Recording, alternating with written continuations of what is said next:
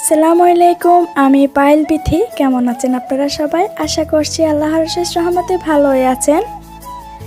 যদিও এটা আমার ঈদের ব্লগ ভিডিও ছিল, তো যেহেতু অনেক দিন গ্রামের বাড়িতে ছিলাম আর গ্রামে এনে অনেক সমস্যা, তো এত সমস্যার মাঝে আসলে কোনো ভিডিও এডিট করা, ভয়েস দেওয়া কিংবা আপলোড দেওয়া হয়ে ওঠেনি। তো আজকে অনেক দিন পরে আপনাদের মাঝে আমি ফিরে এসেছি। তো প্লিজ আমার চ্যানেলটির পাশেই থাকবেন, আমার পাশেই থাকবেন।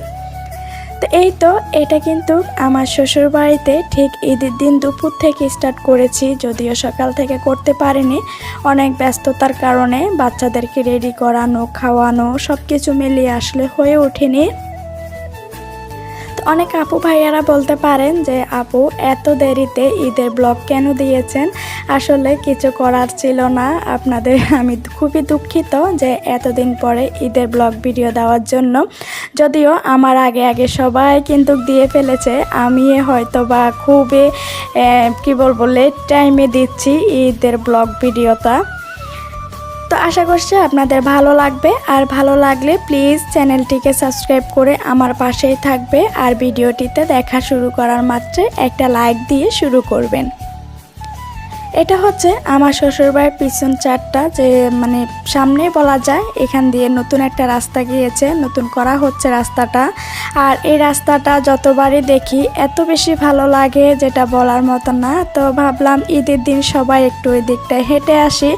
যদিও আমার অন্য যারা যাচ্ছিল না, তো আমি, আমার ননাস, বাচ্চারা, আমার হাজব্যান্ড মিলিয়ে কিন্তু এই রাস্তাটাতে এখন হেঁটে আসবো। তো এই রাস্তাটা দেখলেই কিন্তু খুব ভালো লাগে। আসলে কি বলবো, গ্রামের পরিবেশ দেখলেই কিন্তু ভালো লাগে।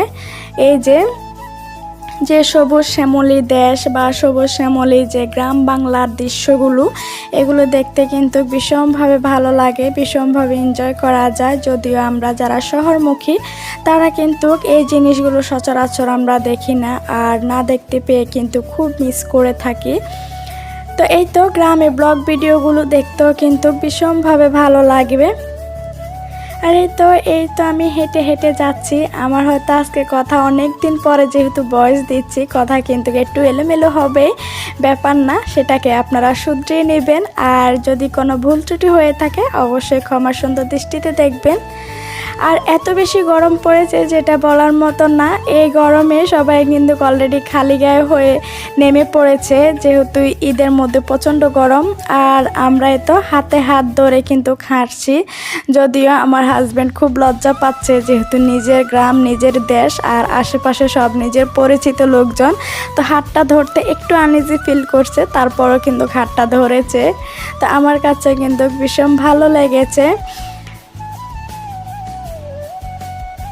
তো আমার ভিডিওগুলো আপনাদের কাছে কেমন লাগে? যদি ভালো লাগে প্লিজ চ্যানেলটিকে সাবস্ক্রাইব করে আমার পাশে থাকবেন, আর দেখা মাত্র একটা লাইক দিয়ে দিবেন।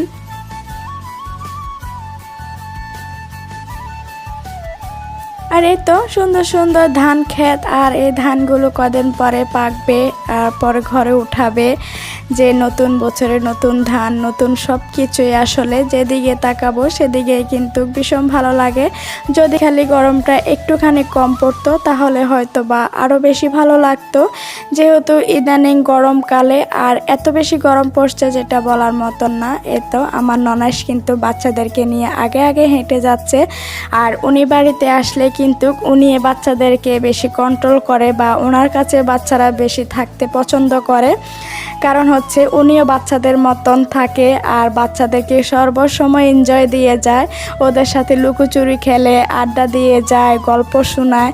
তো সেজন্য ওরা পুপিকে খুব বেশি পছন্দ করে। আর যেহেতু একটা মাত্রই পুপি, আর সেই জন্য পুপিটাও কিন্তু মনের মতনই হয়েছে ওদের। আর এদিকে ঘরে চলে আসার পরে কিন্তু আজকে দুপুরবেলা অন্যান্য রান্নাও হয়েছে, তার পাশাপাশি বিরিয়ানি হয়েছে। তো যে যেটা খাবে সেটা যা যেমন পছন্দ সে তেমনভাবে খাবে।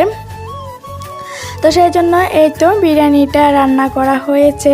আর আমার হাজব্যান্ড কিন্তু এগুলা ক্যাপচার করেছে, যদিও আমি করিনি, আর যেহেতু বাড়িতে ছিলাম সেই জন্য। আর এখানে আমি একটু তরমুজের খোসা কেটে নিচ্ছি, আর তরমুজের খোসা দিয়ে শুটকি দিয়ে রান্না করা হবে। কে কে খান অবশ্যই কমেন্ট করে জানাবেন, আমরা কিন্তু খাই এটা। তো আজকে ছোট্ট একটা ব্লগ ভিডিও আপনাদের সাথে শেয়ার করলাম। ভালো লাগলে লাইক কমেন্ট করে যাবেন, সাবস্ক্রাইব করে আমার পাশে থাকবেন। সবাই ভালো থাকবেন, সুস্থ থাকবেন। টাটা, বাই বাই, আল্লাহ হাফেজ।